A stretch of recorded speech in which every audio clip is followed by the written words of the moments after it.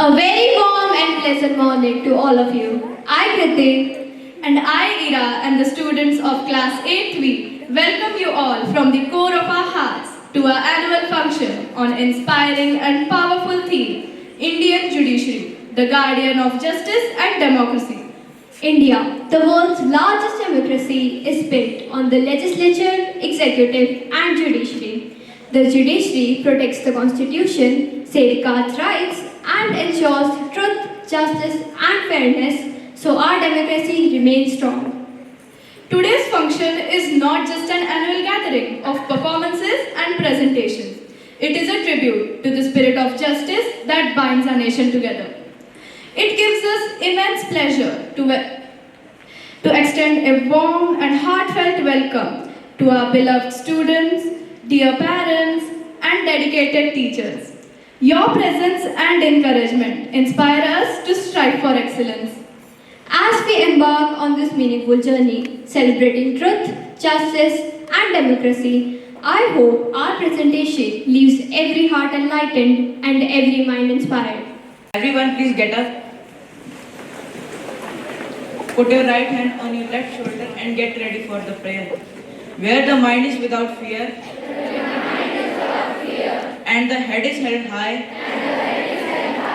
where the knowledge is free, where world has not been broken up into fragments by narrow domestic walls, where the words come out from the depth of truth, where the mind is led forward by thee, into ever widening thought and action, into that heaven of freedom, my Father, let my country away. It is rightly said that a single positive thought can brighten our entire day. So, before we begin today's celebration, let us inspire ourselves with the thought of the day. I invite Tejaswam to come forward and share today's thought. The thought of the day is a fearless judiciary safeguards the constitution, protects fundamental rights, and strengthens democracy through fairness, integrity, and justice every day. I repeat my thought: a fearless judiciary safeguards the constitution, protects fundamental rights, and strengthens democracy through fairness, integrity, and justice every day. Thank you.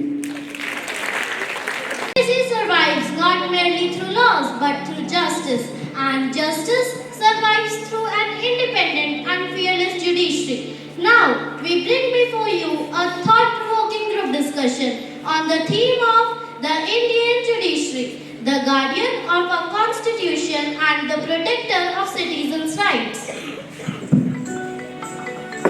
Today, we will be exploring the structure and significance of the Indian judiciary. To set the stage with our discussion, Cheswin, could you tell us what is judiciary? Of course, judiciary refers to the branch of government responsible for administering justice, interpreting laws, and resolving disputes. It acts as the guardian of the constitution and ensures that the rule of law is upheld across the country.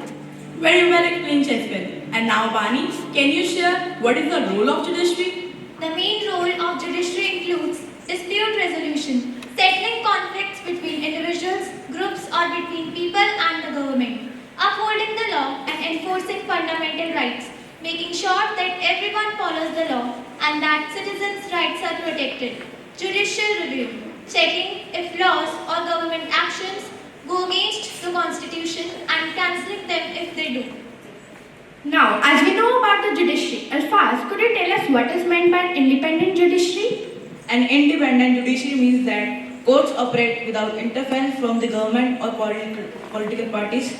Judges are free to make decisions based on law and justice. Absolutely correct, Alfaz. And now, Kunal, can you help us know who are the key people involved in the judiciary? Key people include are judges who hear the cases and pass judgments, lawyers or advocates who represent the parties, public prosecutors who represent the state in the criminal cases, clerks and court staff who manage documentation and administration. Vyan, I'm curious to know how are judges selected in the Supreme Court and High Courts of India? Judges of the Supreme Court and High Courts of India are appointed by the President of India. This selection is done with the help of a group of senior judges called the Collegium. This group recommends the name of the judges based on their experience, knowledge of law and honesty. For the Supreme Court, a person must have been a judge in a High Court for 5 years or a lawyer for 10 years or be a very well-known legal expert. Chahat, can you explain what is the structure of the Indian judiciary? The Indian judiciary has a three-tier structure. Supreme Court at the national level, High Courts at the state level, district and subordinate courts at the local level.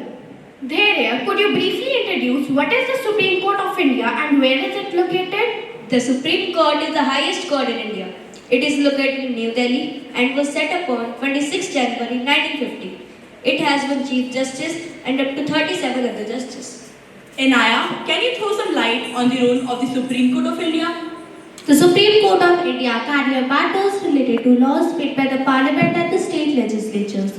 The slogan motto of the Supreme Court of India is Yato Dharmasto Jai, which means where there is dharma, there is victory. This motto is inscribed below the emblem of Supreme Court and reflects the court's commitment towards justice and rule of law. The main role of Supreme Court is to protect the Constitution, make sure laws are fair, protect people's fundamental rights and settle important disputes. The Supreme Court is also known as the Apex Court because its decisions are final and has to be followed by all the other courts of the country. Madhav and Rajvi, could you tell us some interesting facts about the Supreme Court of India? The Supreme Court was established on 26 January 1950 and its first Chief Justice was H.J. Kania. The current Chief Justice of India is Justice Surya Kant, 53rd Chief Justice of India, having assumed office on November 24, 2025. Bibi Naganda is set to become the first woman Chief Justice of India in 2027.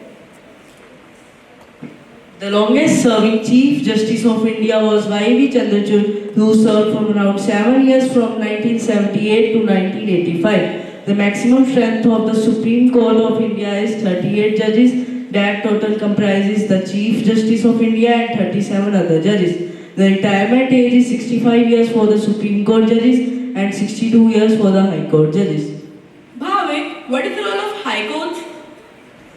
High Court is the highest court in a state. It hears appeals from the lower courts, handles important cases and ensures that the state laws follow the constitution. At state level, the Chief Justice of a High Court handles judiciary. High courts mainly deals with state level laws. Guntash, do you know how many high courts are there in India? There are 25 high courts in India. Some cover one state while the others cover more than one. Punjab and Haryana share a single high court, whereas Guwahati, Mizoram, Tripura share the high court, that is the Guwahati High Court. The High Court of Rajasthan is located in Jodhpur with another bench in Jaipur. It is the main court of Rajasthan. Roshanveer, help us know which is the oldest and largest High Court in India? The oldest High Court is the Calcutta High Court. The largest High Court is the Allahabad High Court with 160 judges. Moving on to the district courts. Manasvi, what type of cases do district court hear and what other roles do they perform? District courts hear both civil cases such as property, family and contract disputes and criminal cases from minor offences to serious crimes. They are the first contact point for citizens seeking justice. They also supervise all subordinate courts in the district, overseeing the case assignments, maintaining records, managing mediation cells and handling administrative tasks to ensure justice is delivered fairly and efficiently. Manas, can you briefly explain how are the judges of district court selected? District court judges are not chosen randomly. They are selected on the basis of their legal knowledge, experience and merit. Some are promoted from lower courts while others qualify for judicial service process. Their careful selection helps ensure that every citizen receives fair and impartial justice. Arav, are courts in India connected to each other and what is the process of appeal? Yes, courts in India are connected through an appellate system. If someone is not satisfied with the decision of the district court, they can appeal to the High Court. If they are still not satisfied, they can go to the Supreme Court, which is the highest court in the country. The decision of the Supreme Court is final and must be followed by all other courts. This system ensures fairness and allows people to get their cases reviewed properly. Arya, could you explain what is PIL? Yes, of course. Earlier, only the person directly affected could approach a court, but many poor or unaware people could not do that. To help such people, the Supreme Court of India made a rule that any person can file a case on behalf of others whose rights are being violated. This is called public interest litigation. For example, a PIL was filed to ban child labor in hazardous industries, and the court took strong steps to protect children's rights. Finally, every system has its own challenges. Divyansh, could you tell us some major challenges faced by the Indian judiciary? Major challenges include delay in justice due to case backlogs, lack of adequate infrastructure and judges, complexity of legal procedures. Gurjot, can you present your views on the steps being taken to improve the judicial system in India? Steps include fast-track courts for quicker justice, digitization of case records, legal aid services to help the poor, and judicial reforms for better efficiency. The judiciary stands as the final defender of the constitutional values, ensuring that no individual or institution is above the law. Through its independence, impartiality, and power of judicial reviews, it safeguards fundamental rights, resolves conflicts fairly, and maintains the delicate balance between legislature, executive, and the judiciary. As the guardian of justice and the constitution, it continues to strengthen democracy, protects the right of citizens, and uphold the ideals on which the nation is built. Thank you. The Constitution is the backbone of Indian democracy, providing rights, responsibilities, and a framework for governance. The judiciary serves as its guardian, ensuring that these principles are respected and protected. Today, through this skit, we will explore how some landmark Supreme Court judgment shaped our constitution, defined the power of parliament, and strengthened Indian democracy. No, our holiday homework says we need to prepare a skit on Shankari Prasad and Golaknath. I have never even heard these names. Same here. Are they freedom fighters, scientists, or judges? All I know is that they are related to the constitution. But how are we supposed to make a skit on court cases? Looks like someone needs help. Mom, can you explain these cases? We don't understand where to begin. Of course, these are not just ordinary cases. They changed the history of our constitution. After independence, the government wanted to bring land reforms by taking land from big landlords and giving it to poor farmers. But many landlords went to court, saying this violated their fundamental rights. So, who was right, the government or the landlords? That was exactly the big question. And to answer it, the Supreme Court gave two landmark judgments, Shankari Prasad and Golaknath. Each judgment changed the understanding of Parliament's powers and the Constitution. Wow, that's interesting than we thought. Then why just read about it? Let's watch these historic cases come alive on stage. Beginning with the holiday homework, one question changed everything. Can Parliament change the fundamental rights given by the Constitution? After independence, the government introduced land reforms to help poor farmers, but many landlords challenged these laws in court, saying their right to property had been violated. This raised an important constitutional question. Article 13 says, laws against fundamental rights are invalid. Article 368 gives Parliament the power to amend the Constitution. So, what happens if Parliament amends the Constitution in a way that affects fundamental rights? The Supreme Court answered this question through two historic cases, Sri Shankari Prasad 1951 and Golaknath 1967. First, let's all discuss the case of Sri Shankari Prasad. Sri Shankari Prasad was a landowner in Bihar who challenged Bihar Land Reform Act 1951, arguing that it violated his fundamental right. This land is owned by my family from generations, and now the government wants to take it away on the name of land reforms. I will not sit silently. I will fight for my fundamental rights.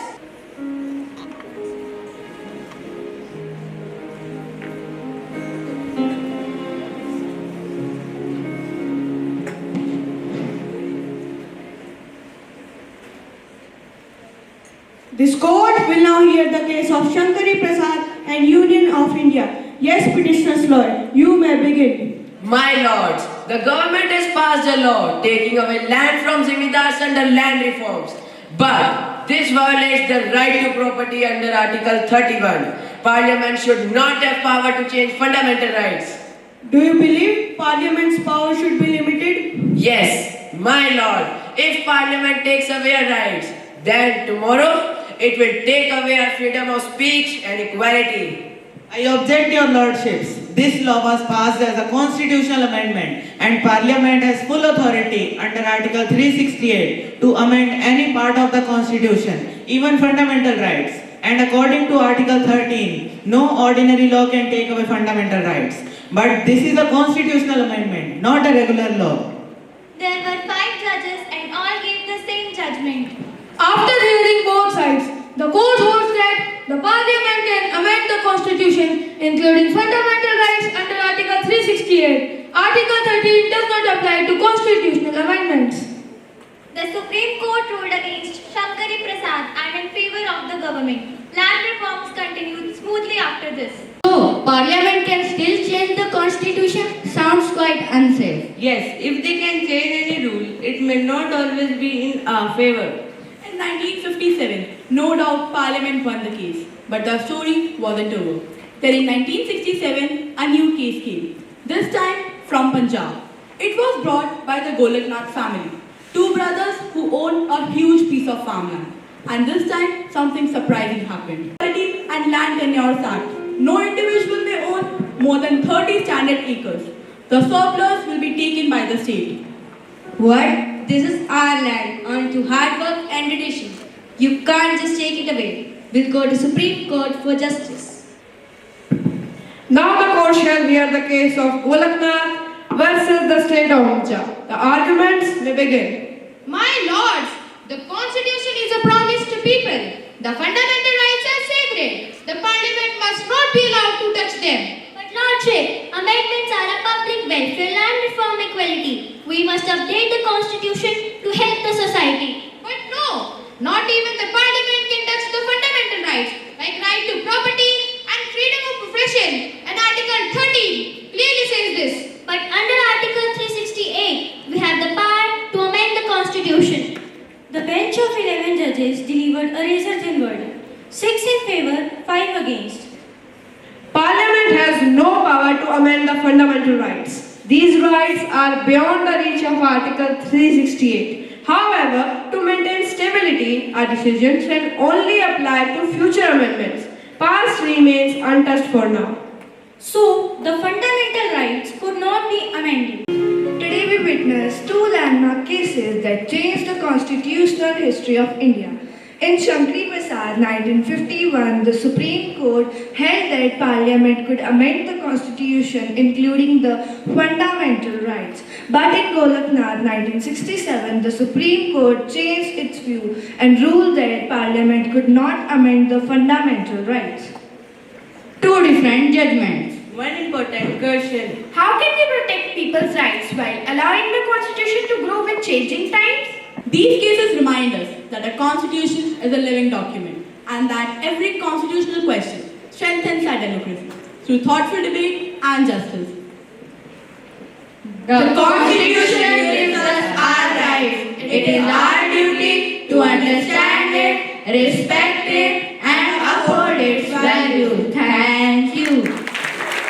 संगीत दिलों को जोड़ने की एक शक्ति रखता है और सूफी संगीत प्रेम, एकता, शांति तथा ईश्वर के प्रति समर्पण का संदेश देता है।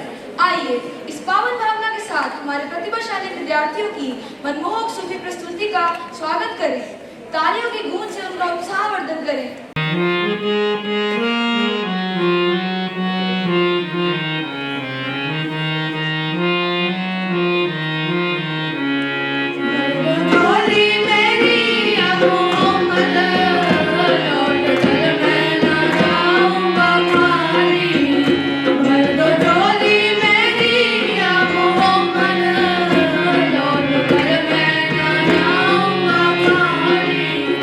Bande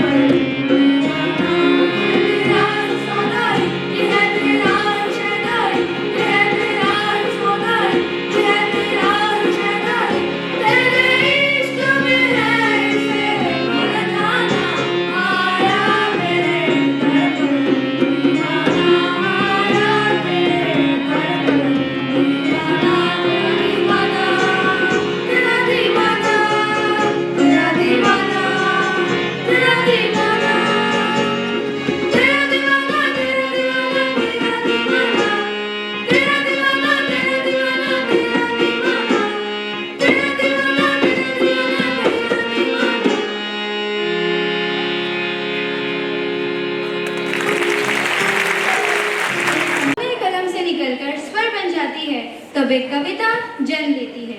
आइए शब्दों और भावनाओं की इस सुंदर कविता का आनंद लें एक शानदार हिंदी कविता के साथ। काले कोट और तराजू की डोर सच्चाई की गवाही देती है रोर। कानून की देवी की आंखों पर पट्टी, यहाँ बेईमानी की नहीं चलती शक्ति। सबूतों और गवाहों के घेरे में सच छुपता नहीं कभी अंधेरे में। दलीलें और बहसें होती हाँ हजार, मगर न्याय ही है सच का आधार। मजबूत इरादों से भरी हो न्यायपालिका, जहाँ निष्पक्षता की चलती है व्यवस्था। अन्याय को मिटाने की जो ठान ले, वही अदालत असली इंसाफ पहचान ले। संविधान की शक्ति का यह सम्मान, हर नागरिक की उम्मीद और अभिमान। निर्बल को भी यहाँ सहारा मिलता है, सत्य का सूरज फिर से खिलता है। जब अन्याय की आंधी चलती है, तब न्यायपालिका ढाल बनती है। भारत की शान, लोकतंत्र की जान, न्यायपालिका है देश का स्वाभिमान। ना झुकती है सत्ता के जोर से, ना बिकती है दौलत के शोर से। संविधान की गरिमा है जिसकी पहचान, न्यायपालिका है भारत की शान। न्यायपालिका है भारत की शान। धन्यवाद। They become music. Let us now enjoy an English song that promises to the atmosphere with melody and joy. Close my eyes and I can see a world that's waiting for me, that I call my own. Through the dark, through the door, through where no one's been before, but it feels like home. They can say it all sounds crazy. They can say I've lost my mind. I don't care, so call me crazy. We can live in a world that we design.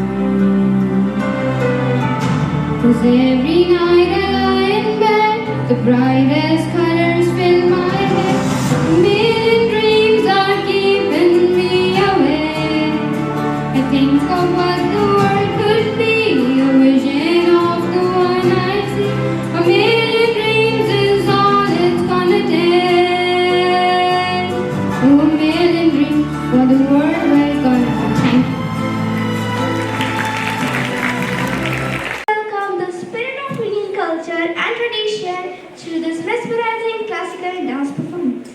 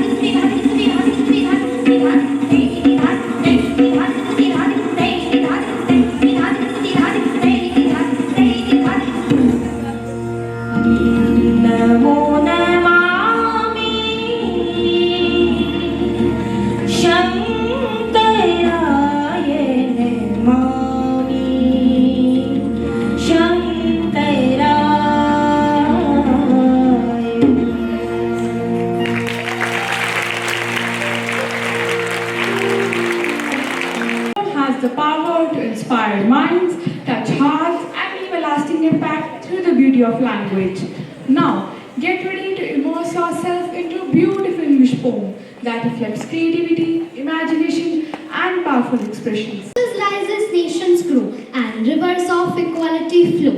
The judiciary steadfast and wise protects the truth that never dies. Within the courts where silence reigns, the voice of fairness still remains. No bias clouds the judge's sight, for law stands firm in truth and right. The Constitution, proud and grand, becomes the strength of every land. Its principles bold, pure and free, preserves our nation's dignity. When injustice casts its shadows deep, the courts awaken never sleep. They shield the weak, uphold the law, and fill the world with hope and hope. O noble courts of India's soil, you honor freedom through your toil. A timeless pillar, brave and bright, defending democracy's sacred light. Thank you. Every single note creates magic without a single word being spoken. So please welcome our talented performer for a soulful instrumental music presentation.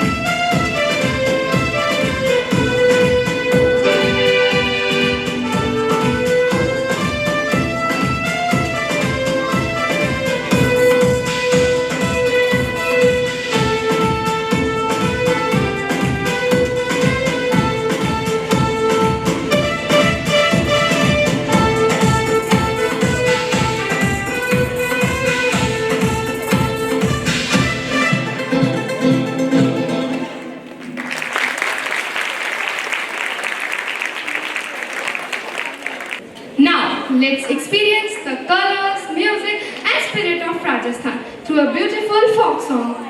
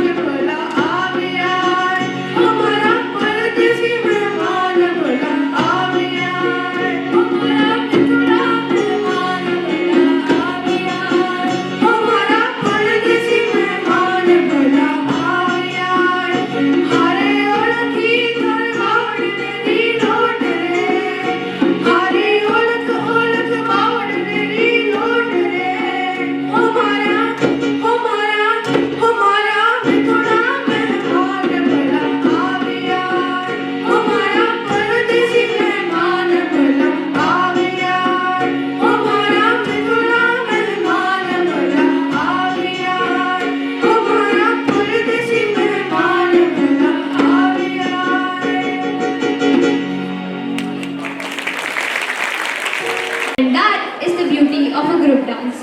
With synchronized moves, cheerful spirits and unstoppable energy, our performers are here to make this stage truly unforgettable.